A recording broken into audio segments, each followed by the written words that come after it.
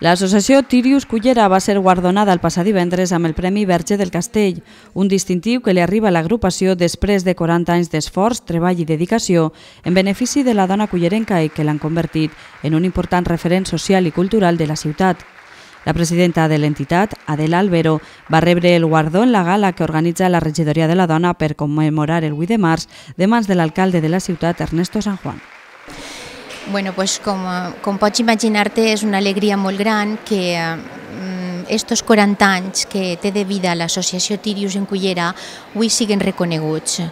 Encara que per a nosaltres la major satisfacció és el servici que fem a totes les dones i en general al poble de Cullera. Aquesta és la millor satisfacció, però clar, si fan un reconeixement públic de mans de l'Ajuntament, pues, no deixa de ser una cosa que t'ompli molt i que és molt bona per a totes. Albero estigué recolzada en este dia tan important per a l'entitat per tota la seva junta directiva i per un nombrós grup de sòcies. A més, a l'acte foren convidades totes les anteriors presidentes de l'entitat, que pujaren a l'escenari per compartir amb ella este guardó i fer-se una foto recordatori totes juntes.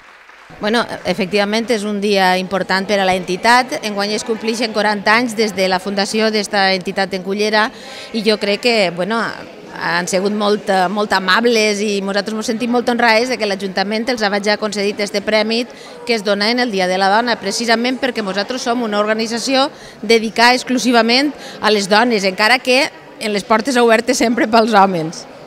Jo opino que està molt just i molt ben donat i molt ben pensat, perquè ahí està, el que durant 40 anys l'Associació d'Ames de Casa ha anat fent.